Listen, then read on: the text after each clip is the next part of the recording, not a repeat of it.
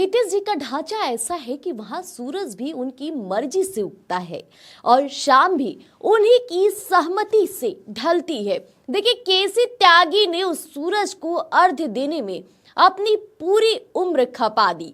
जो शख्स central hall में महफिलें सजाता था, जिसके पास किस्सों की पोटली थी, आज वह अपनी ही पार्टी के भीतर अजनबी बना दिया गया है। जी हां, सही सुना। अब क्या नीतीश जी इतने असुरक्षित हो गए हैं कि उन्हें अब केसी की बौद्धिक विद्वता से डर लगने लगा है, या फिर भारत रत्न का शिगुफा छोड़कर केसी ने उस जख्म पर नमक छिड़क दिया है, जिसे नीतीश जी अब सार्वजनिक रूप से दिखाना नहीं चाहते हैं।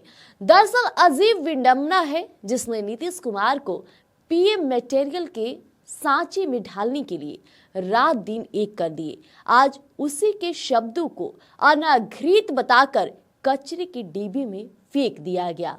अब केसी ने नीतीश के सुशासन के फूलों की सुगंध कहाँ था, पर शायद वो भूल गए हैं कि अगर बागबान ही फूल उखाड़ने पर आमादा हो जाए तो सुगंध को दम तोड़ते देर नहीं लगती। देखिए, यह सिर्फ केसी त्यागी का अपमान नहीं है, बल्कि यह उस पूरी पीढ़ी के साझा संघर्ष का तिरस्कार है जिसने लोहिया और जेपी के सपनों को नीतीश की आंखों में सजाया था। दरअसल केसी त्यागी नीतीश जी के सबसे प्यारे आशिक है, लेकिन यह एक तरफा मोहब्बत की तरह है, जहां एक वक्त था जब नीतीश कुमार की बात केसी त्यागी के ही मुंह से निकला करती थी और पत्रकारों को कोई सने होता था तो वो सीधे केसी को ही फोन लगाते थे। दोस्त परस्त है केसी। 77 से ही हम लोगों की मुलाकात है। संसद के केंद्रीय हॉल में केसी कभी अकेले नहीं दिखाई देते थे।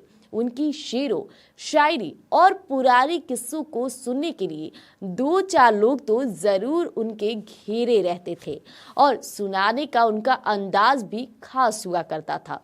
हम दोनों एक दूसरे के प्रशंसक है, ऐसा बार बार वो कहते थे। लेकिन नीतीश कुमार भी तो खास ढांचे में बने हुए हैं। हमको पार्टी से निकालना हुआ तो उसकी चिट्ठी केसी से ही निकलवाई। और बचपन में कहावत सुनते थे ना, जो तेज होता था, अच्छा लिखता, बोलता था, तो वैसे के लिए एक मुहावरे का इस्तेमाल होता था, कलम तोड़ स्याही पी जाना, ताकि दूसरा कोई वैसा नहीं लिख पाए। याद है, एक मर्तबा किसी ने नीतीश जी के लिए कहा था, जैसे हवा को कोई मुट्ठी में बंद नहीं कर सकता, जैसे फूलों की सुगंध को कोई फैलने से नहीं रोक सकता, वैसे ही नीतीश कुमार के सुशासन और उनके विचारों की गूंज को बिहार की सीमाओं में कैद नहीं किया जा सकता। कितनी बड़ी बात करते थे वो, मैंने इसको नोट कर लिया था। और देखिए, ये कहानी पूरी बता रहे हैं उनकी बात है जब नीतीश कुमार की काबिलियत प्रधानमंत्री के रूप में दर्शाई जा रही थी, इसलिए केसी की उस लाजवाब कशीदे पर ताली भी बजी थी। लेकिन भारत रत्न वाली बात हजम नहीं हुई। पता नहीं क्यों आज के दिन नीतीश कुमार को अब भारत रत्न देने की बात केसी ने क्यों उठाई अचानक। लेकिन कहीं नीतीश जी को भारत रत्न का पात्र बताकर केसी त्यागी ने उन पर व्यंग्य तो नहीं किया है, ये सवाल भी उठ रहे हैं।